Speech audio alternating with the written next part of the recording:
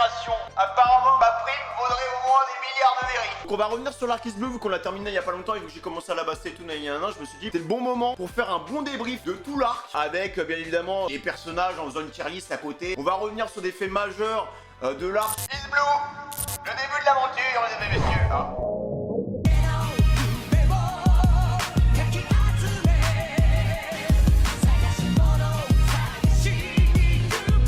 Il y a tellement de choses à dire. On va commencer par Captain Morgan, vodka, tequila. Captain Morgan, mesdames et messieurs. Alors Captain Morgan, c'est un bon personnage d'introduction en fait. Mettre un peu en avant, vite fait la marine, pour voir un peu comment ça se passe dans le commandement de la marine. Tu te rends compte à partir de là qu'il y a des bons marines et des mauvais marines. Ce mec là pour moi c'est un peu le méchant de base. C'est un PNJ++ si tu veux. C'est l'un des premiers personnages qu'on a revu plus tard dans un flashback avec Kuro. Et on comprend pourquoi sa mâchoire s'est fait éclater. C'est là que Oda te dit en mode bon bah tu vois ces petits personnages comme ça, tu vois ces petits détails, bah fais attention parce que à n'importe quel moment je peux te relâcher un petit flashback en mode rien à voir et ça connecte avec un autre personnage. Sur Is Blue Morgan, il a pas grand chose pour lui en vrai les gars. C'est un B- parce que c'est limite vraiment du PNJ tu vois. Pourquoi il y a une mouche? Alors je sais pas ce que c'est ça. À mon avis les gars faut le mettre en goutte. C'est la mouche de la soupe, la mouche du baratier. Ah non mais vraiment il y a un classement pour elle quoi, j'avais même pas fait gaffe. Alors belle-mère, on est sur toute la partie de Nami avec Arlong et tout. À partir de belle-mère, on commence à voir un peu la brutalité du monde de One Piece. On voit le rejet aussi de Nami, tu vois. Nami qui la considère pas vraiment comme sa mère au début. Tu vois qu'il y a pas mal de conflits. Et que dans cette sorte de rejet au final bah il y a que du mauvais qui s'en découle parce qu'après Arlong l'oblige un peu à faire des trucs à droite à gauche, elle est cachée, au final elle se rebelle parce que le tempérament de l'ancienne soldat de la marine qui refait surface et au final ça lui coûte la vie. J'ai bien aimé la notion d'argent, enfin de pauvreté tu vois, genre tu comprends pourquoi Nami est totalement matrixé par l'argent, tu vois, à partir de cet arc. S'il n'y avait pas eu cet électrochoc et ce flashback et tout, bah le développement de Nami n'aurait pas été pareil du tout, tu vois. Mais vraiment un personnage intéressant, on s'attache rapidement. En fait, limite, bah, tu peux la considérer un peu comme ta daronne, quoi. Alors, on va faire Chouchou. J'ai juré que Chouchou, il a un meilleur développement que Tenten, les gars. Je suis désolé, elle se prend une balle perdue, hein. J'ai bien aimé son histoire avec son maître et tout qui est parti, avec qui lui a dit il faut absolument que tu surveilles ça et le mec il a campé ses positions du début à la fin. Chouchou, go de tiers, ce sera pas objectif, mais Chouchou on va le mettre avec la mouche. Alors Octi les gars, étonnamment c'est l'un des hommes poissons que j'ai plus kiffé les gars. J'ai bien aimé sa naïveté, il aide Zoro à aller au village de Nami et après il revient un peu sur ses pas et il se dit putain mais attends mais... Ah non mais c'est peut-être lui en fait le petit con de Zoro et honnêtement j'ai trouvé que ce personnage était vachement gentil. En fait, il est fidèle à Arlong parce que ça reste quand même son patron, tu vois. Mais j'ai trouvé qu'il avait un bon fond, un bon cœur, tu vois. Alors l'un des passages qui m'a le plus choqué, et je me suis fait zizou, je me suis fait littéralement karma, c'est le moment où il fait une sorte de Toupie Blade et Zoro est juste au-dessus en fait. Il est juste au-dessus et tu te dis putain mais il va canner. En plus il était malade, il pissait le sang. Enfin le mec il était littéralement au bord de la mort, il s'était même pas remis des blessures de Mihawk frère. Et là il va s'empaler sur l'hélico d'Octi et tu dis putain il est mort alors qu'en fait il a fait juste une super technique, il a slashé Octi. Mais en vrai Octi, incroyable perso, j'ai trop kiffé. Pour moi Octi c'est un A les gars. Alors ensuite Daddy les gars. Putain mais quel personnage, franchement on l'a pas vu longtemps hein. Franchement Daddy les mecs, incroyable hein. Moi j'ai surkiffé hein. Son flashback avec Yasop, le daron d'Usopp. J'ai adoré quand les deux ils ont fait leur première confrontation parce qu'en fait sa première grosse défaite c'était contre Yasop les gars. Yasop lui a dit bon bah je te laisse la Visso, t'as encore ta famille, là y a un an. Bah, c'est bon le combat est terminé, laisse-moi libre et puis basta quoi. Et en vrai franchement le mec il a un flow de zinzin les mecs hein. En vrai je vais lui mettre un A-. Don Krieg les gars, c'est vraiment un premier méchant mais pareil, qui reste toujours dans les cordes de Morgan dans le sens où il a un petit développement mais ça reste un personnage vachement binaire. T'as aucune compassion pour lui hein. Il est mort de faim parce qu'il a essayé de prendre les grandes mers de Grand Line. Son équipage a été totalement décimé par Mihawk. Le Barati s'occupe de lui. Lui il promet qu'il va pas faire de mal. Il bouffe, il se remet en forme, il satise tout le monde tu vois. Il faut pas lui faire confiance. C'est vraiment une raclure de bidé du début à la fin. C'est un gros menteur. Il va pas hésiter à utiliser les sentiments des gens pour arriver à ses fins. Un B les mecs en vrai hein. Alors Jin en vrai j'ai adoré les mecs. Il nous en a fait voir de toutes les couleurs. Arrivé de Jin, il a mal au bide. Sanji le prend sous son aile. Il lui fait un petit repas. Et tu sens qu'à partir de là il y a un truc qui change en lui. Il revient pour voir Don Krieg. Il dit à Don Krieg, bon bah écoute, je peux peut-être te sauver parce que t'es dans la mouise. Et là, il est un peu naïf. Don Krieg nous l'a mis à l'envers. Il reste quand même sous l'aile de Don Krieg et tout. C'est vraiment qu'à la toute fin, quoi. Il décide enfin de se rebeller, frère. Je trouvais qu'il était attachant, quoi. Ouais, pour moi, c'est un A, les gars. Fortune, gloire et pouvoir. Cet homme avait amassé toutes les richesses du monde. Son nom, Gold Roger, roi des pirates. Ces dernières paroles incitèrent les hommes de toute la planète à s'aventurer en mer. Mon trésor. Je vous le laisse si vous voulez.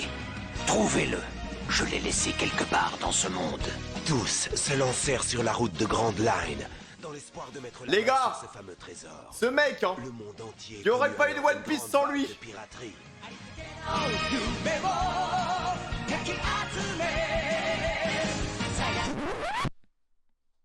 toute la violence, tous les gens qui se foutent sur la gueule face au mec de la marine, c'est uniquement de sa faute. Eh, ça se trouve le One Piece, les gars, c'est un rouleau de PQ avec marqué chef.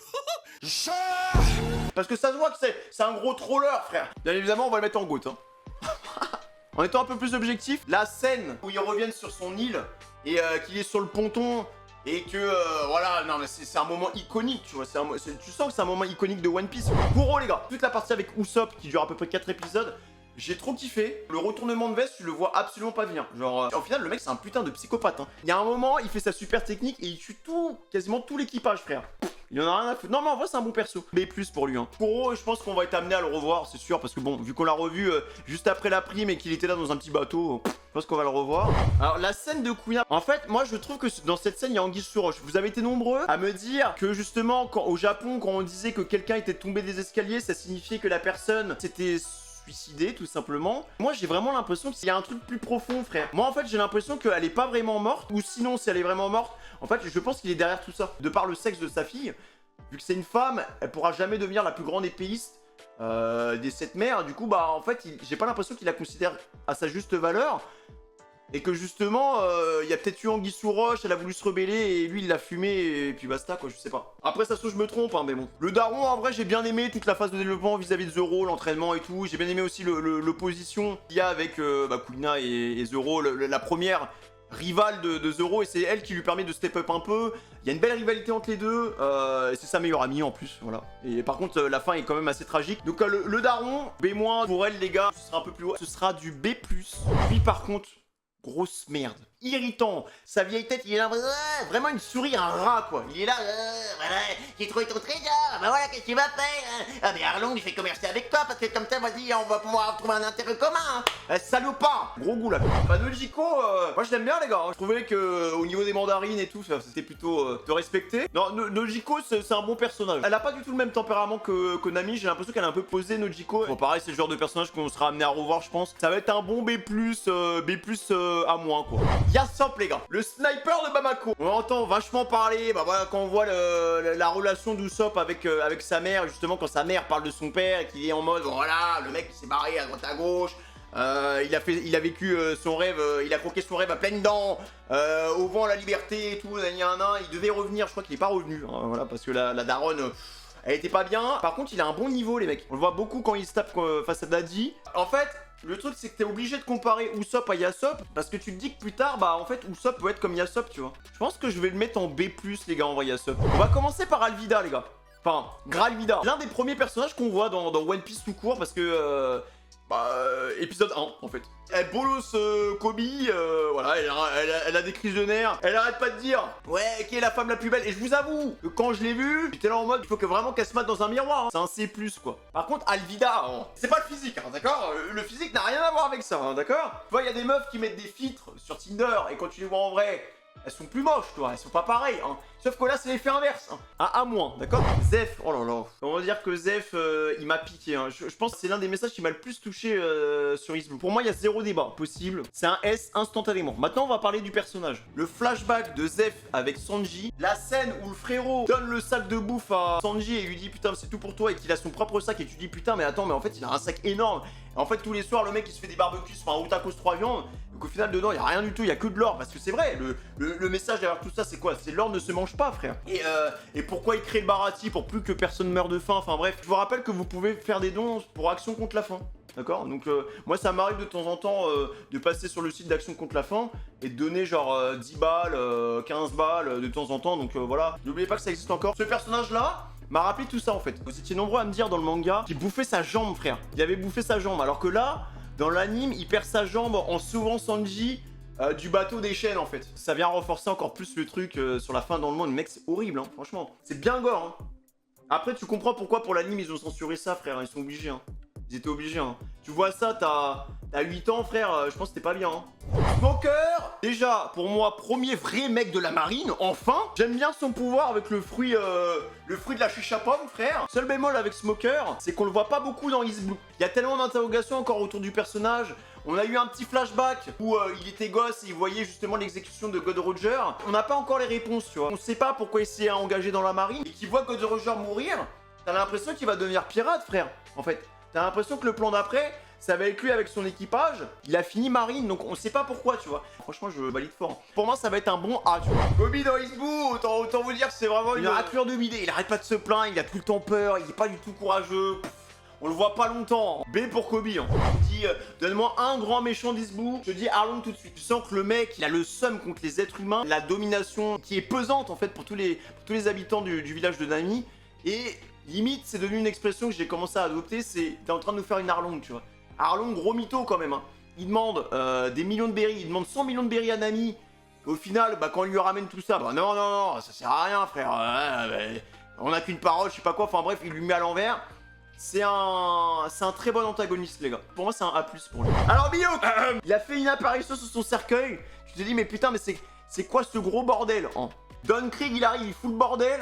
Et là, il raconte son histoire comme quoi c'est un homme tout seul qui a détruit sa flotte.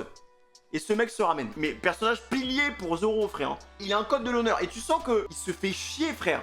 Il est trop puissant, en fait. Tu sens qu'il cherche un adversaire à sa taille. Il peut reconnaître en Zoro un futur potentiel adversaire, tu vois, parce que bah, tu vois le dernier regard qu'il lui lâche, en mode, oh putain, mais des guerriers comme ça fait longtemps que j'en ai pas vu. Il vient d'une autre planète, lui, mec, hein. Pour moi, c'est un gros S. Hein. Même si on le voit pas beaucoup, il est tellement important pour Zoro, les gars, il est tellement important pour la suite de l'aventure. C'est une icône, frère. Je sens que ce personnage incroyable, personnage charismatique, on l'a pas vu beaucoup. En fait, c'est ça. J'aurais voulu en savoir un peu plus sur lui. Le peu de temps que tu as avec lui, mais tu kiffes tellement, quoi. C'est un peu le grand frère de Luffy pour moi, tu vois. Déjà, toute l'origine du chapeau de paille, quoi. Juste ça, frère. C'est lui qui file son chapeau de paille à Luffy, il sauve Luffy, donc déjà cœur sur la main. C'est un personnage aussi qui a beaucoup d'humour, qui aime bien justement festoyer, faire la bringue avec son équipage. C'est un bon gros goat. Baggy, hashtag Krusty le clown. Tu peux pas oublier un personnage comme ça, quoi. Un clown pirate qui fout le bordel. Il est complètement fada, il va pas trop se poser de questions. Il a un côté destructeur, mais d'un autre côté, tu sens qu'il a quand même un bon fond. J'ai adoré son histoire. Comment il a fait pour avoir ses pouvoirs quand il a bouffé son fruit des démons. J'ai trouvé ça tellement grotesque. Pour moi, c'était absolument impossible qu'il ait une connexion avec Shanks, les gars. En fait, tous les mecs qui sont un peu anciens, ils ont tous connu Shanks, frère. On l'a pas vu en mode sérieux, c'est un personnage troll, frère. Ça se voit. Donc un petit S pour lui. Nous avons le meilleur équipage ever, hein. Clairement. Nami, Sanji, Usopp Python, Zoro et Luffy Citon. 5 pirates totalement déjantés qui ont leur propre tempérament, leur propre vision de la piraterie tout simplement. Ils se complètent tellement bien, les gars, cas par cas. Alors Nami, on voit dès le départ dans l'épisode 1, tu comprends pas trop pourquoi elle est comme ça. Pourquoi dès qu'elle a l'occasion de voler quelque chose, elle n'hésite pas à trahir entre guillemets ses amis. Et il faut attendre l'arc Arlong quand même, comprendre le perso. Parce que avant ça, moi j'étais là en mode mais putain mais Nami c'est vraiment une raclure de bidet, elle a aucun honneur, enfin juste elle fait ses bails, elle veut se barrer puis bah ça, mais au final, quand tu vois l'arc Arlong et que tu comprends pourquoi elle veut essayer d'amasser un maximum de thunes justement pour rembourser, enfin pour payer la facture vis-à-vis d'Arlong, et tu sens qu'au final elle fait tout ça pour son village justement pour retrouver la paix qu'il y avait avant. Ce personnage est incroyable. Je trouve qu'elle a une personnalité vraiment forte et qui s'affirme au fur et à mesure de l'anime. Et justement c'est un peu la daronne de l'équipage. Heureusement qu'elle est là pour quand même remettre de l'ordre dans l'équipage parce que sinon ça partira en couille. Une grosse cartographe. Pour moi faut créer une autre case les gars. Ça c'est légende. En vrai God c'est bien les mecs hein. On va mettre tous les mecs de l'équipage là-dedans. Je vous le dis tout de suite, hein, c'est l'un de mes personnages favoris déjà. Le guerrier, la motivation, le travail, le courage aussi. Hein. Je pose pas trop de questions. C'est peut-être ça le problème les gars. Parfois il va foncer dans des endroits tête baissée. Genre par exemple, il a pas hésité à agresser Mihawk, frère. Pour moi, c'est le personnage qui a pris le plus tarif de tout East Blue. Zoro, c'est un enchaînement de défaites, frère. Mais il y a toujours la motivation et toujours la combativité, tu vois. Il va toujours se relever. Et à chaque fois qu'il va se relever, il sera plus fort. Un bon petit god pour... Putain, bizarre comme phrase. Un bon petit god pour Zoro. Usopp, c'est un peu mitigé. Moi, je l'adore. Je surkiffe ce personnage. Dès que j'ai découvert le perso et qu'il était là en mode fuite, je me suis dit, putain, mais c'est sûr qu'il y a une raison à ça, tu vois. Je pense qu'il y a beaucoup de gens qui peuvent trouver le personnage insupportable. Même si le danger est minimal, il va péter sa durite et il va être là en mode, oh non, mais on va pas se mouiller. Je pense que c'est mieux de rebrousser chemin. Bah, c'est pas un personnage courageux. Mais on l'aime comme ça, moi je l'aime comme ça Usopp, tu vois. Il est trop drôle. Je vais le mettre derrière Zoro parce que je préfère Zoro à Usopp, les gars. Et il va pas pouvoir fuir toute sa vie, frère. Dingue, les gars. Je suis tombé amoureux du perso, frère. Le chara-design du personnage, la classe. On dirait un peu un bourgeois, quoi. Il est toujours bien sapé, sa petite clope, il a toujours la classe, en fait. Son caractère est quand même... Enfin, il a plusieurs personnalités. T'as le Sanji canard, frère. Ça, alors je l'ai découvert. Quand j'ai découvert Sanji, c'était un gros canard. J'étais là en mode, oh mais non. Mais non, mais comment un personnage comme ça peut être un canard? Dès qu'il a vu Nami, mec, mais c'est n'importe quoi. Le mec, il est prêt à tout, quoi. La partie sur la fin, avec Zeph, incroyable. Franchement, les valeurs qu'il défend et le pourquoi du comment il cuisine, en fait, tu vois. Le mec cuisine tout simplement pour aussi bah, la fin dans le monde, pour que personne n'ait faim, frère. Alors, je vais le caler à côté de Zoro. Mais je vais faire mon classement à la fin, les gars. Ensuite, le roi des pirates, ce sera moi. Hein. Déjà, c'est un gros mytho. Le vrai roi des pirates, il est juste devant vous. Monkey D. Luffy, le meilleur pirate de cette génération. Monkey D. Luffy, les gars. Qu'est-ce qu'il est con, hein. Putain, mais qu'est-ce qu'on l'aime. J'ai jamais vu un mec aussi premier degré de ma vie, putain. Mais j'ai eu des fous rires. Le mec est tellement décalé. Le mec ne comprend rien à ce qui se passe, quoi. Il connaît le combat, c'est de la force brute à l'état pur. Mais il y a quand même une forme d'intelligence, les gars, qui se dévoile dans les grands moments. J'ai l'impression que même la notion de bien et du mal n'existe pas forcément dans son crâne, frère. Il a des principes, mais parfois, genre, il va se contredire, il va faire un autre truc, ça n'a rien à voir. Des fois, il va même saboter son propre équipage, mec. Et en fait, il est simplé et complexe à la fois. Je sais pas comment dire ça, mais on pourrait faire une analyse pendant des heures autour du perso, frère. La liberté de la piraterie, tu vois. Même dans sa manière de s'habiller, le petit shirt et tout, les kitons, tu sens que bah le mec, c'est juste la liberté. Et puis basta, frère, on se prend pas la tête en fait. Par contre, c'est un putain de pôle emploi. Hein. Quand il a décidé que t'intégreras l'équipage, tu intégreras l'équipage point barre. Luffy sera et restera, en tout cas je pense sur One Piece, mon personnage préféré. Bon, je suis désolé, il n'y a pas trop d'originalité là-dessus, mais Luffy ce sera mon numéro 1, les gars. C'est là que ça va se battre pour le numéro 2, parce que en vrai, Zoro et Sanji sont vraiment pas loin de Luffy, les gars, pour moi. Je vais mettre Sanji devant Zoro. C'est dur, hein. Ça se joue vraiment sur un pixel. C'est vraiment juste en fonction du message du perso, quoi. En vrai, pour une tier list Blue, les mecs, je trouve qu'on s'en est plutôt bien sorti, hein. En fait, à chaque fois que je terminerai un arc, on fera une grosse tier list avec une belle analyse. Il y a des personnages qui vont bouger, tu vois. Moi, j'ai vraiment fait en sorte de me cloîtrer à East Blue. Après, pour revenir plus dans la globalité sur l'arc East Blue, je trouve que c'est une putain d'entrée en matière pour One Piece.